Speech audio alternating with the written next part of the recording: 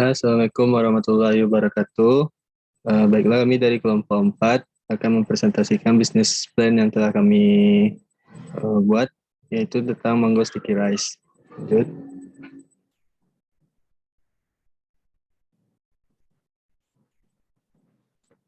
Dalam membuat bisnis plan ini, ada struktur organisasi di dalamnya. Yang pertama, saya sendiri, Tommy Aprianto, sebagai owner.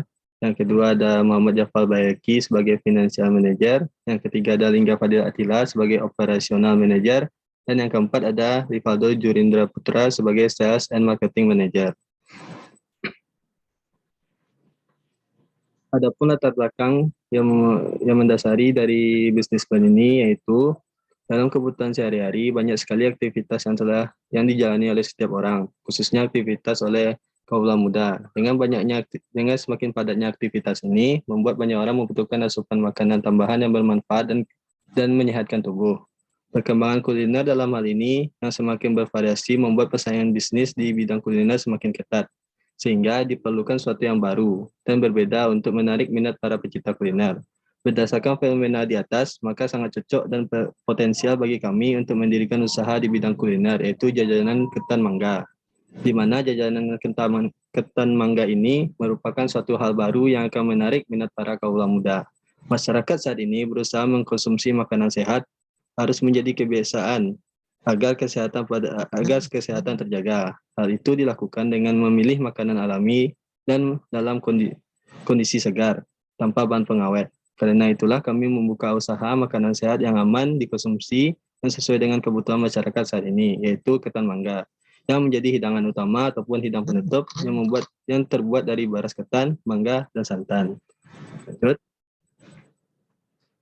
Adapun visi yang ingin kami capai yaitu menyajikan makanan tradisional dengan tema modern serta mudah untuk dikonsumsi oleh semua orang dengan penyajian dan varian rasa yang beragam yang dapat diterima oleh masyarakat dan menjadi pengusaha kuliner muda tersukses di Padang bahkan di Indonesia serta menjadi tokoh inspirasi bagi para entrepreneur muda lainnya. Lanjut. Untuk mencapai misi kami, ada beberapa misi yang mendukungnya. Yang pertama yaitu terus berinovasi dalam menciptakan menu-menu yang unik dan menarik. Yang kedua, memberikan pelayanan yang baik dan ramah dalam upaya menarik pembeli. Ketiga, menjual produk dengan harga yang terjangkau, tetapi dengan kualitas dan rasa yang memukau. Yang keempat, menciptakan lapangan pekerjaan baru. Yang kelima, mementingkan kepuasan pelanggan. Dan yang keenam, menjadikan produk ini hits di kalangan anak-anak muda. Dalam merancang bisnis plan ini, ada beberapa divisi penting, yaitu yang pertama operasional, yaitu divisi yang berkewajiban mengawasi dan mengelola proses operasional, dimulai dari proses pengubahan sumber daya bahan baku, energi, dan tenaga kerja menjadi bentuk barang dan jasa. Yang kedua ada sales and marketing. Divisi penjualan dan pemasaran bertanggung jawab untuk menginformasikan dan membujuk konsumen untuk membeli produk perusahaan. Yang ketiga itu finansial. Divisi keuangan berkewajiban merencanakan, mencari serta dapat memanfaatkan dana dengan berbagai cara dalam memaksimalkan daya guna dari operasi perusahaan.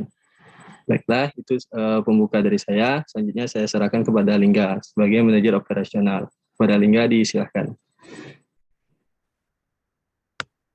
Baiklah, terima kasih kepada moderator yaitu Tommy. Saya Lingga Fadil Atila sebagai manajer operasionalnya.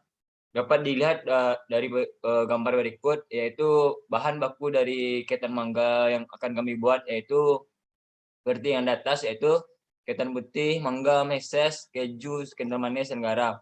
Nah, kali ini saya akan membahas tentang bahan untuk ketan. Yang pertama yaitu 300 gram beras ketan putih, direndam kurang lebih 1 jam. 1 lembar daun pandan. Yang kedua, 2 lembar daun salam. Yang ketiga, 150 ml santan. Yang keempat, setengah sendok teh garam. Yang berikutnya yaitu bahan untuk topping mangga. Yang pertama yaitu keju cheddar parut meses. Yang kedua adalah susu kental tambahan topping. Selain bahan baku, kami juga menyiapkan alat atau teknologinya, yaitu produk ini disajikan dalam bentuk kotak dalam porsi. Maka dari itu alat-alat yang dibutuhkan seperti kompor dan panci untuk memasak beras ketan. Setelah bahan dan alatnya terkumpul, maka kita akan langsung masuk ke proses produksi.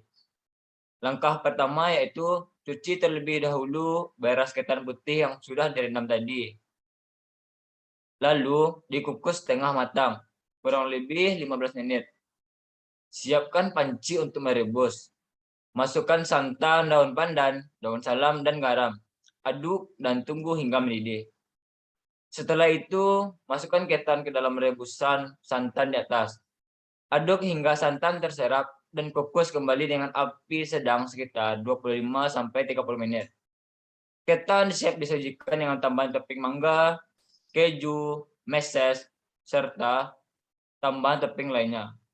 Selanjutnya yaitu kapasitas produksi.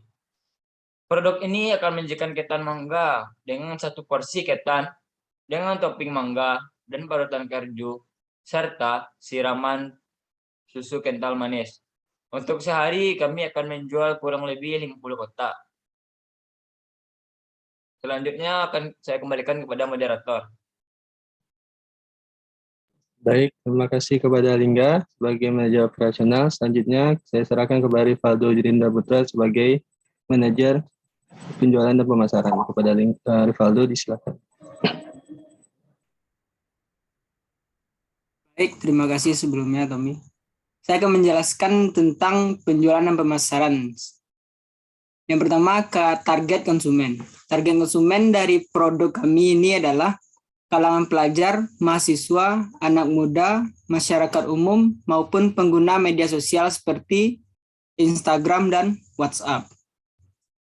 Yang kedua, potensi dan segmen pasar.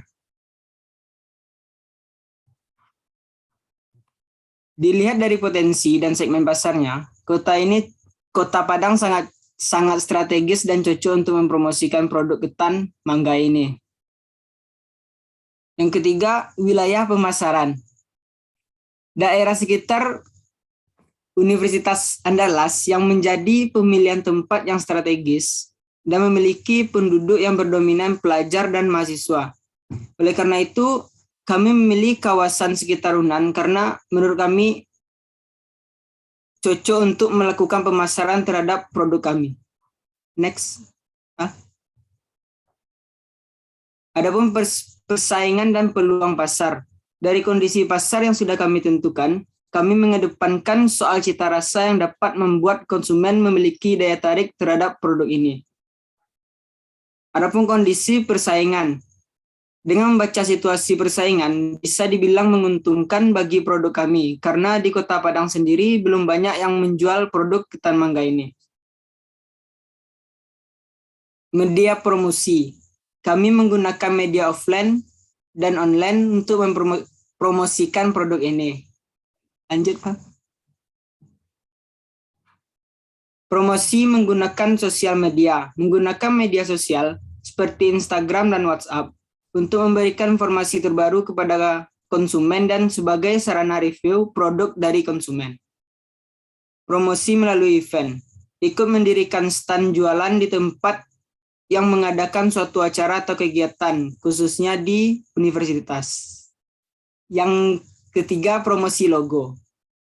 Dengan menggunakan logo yang menarik dan mudah diingat orang, akan menjadi keunggulan bagi produk kami. Next, Pak. Baiklah, sekian dari saya kembalikan ke moderator. Baik, terima kasih kepada Rivaldo. Selanjutnya yaitu akan dibacakan oleh Muhammad Jafal Baiki sebagai manajer keuangan. Kepada Jafal, disilahkan.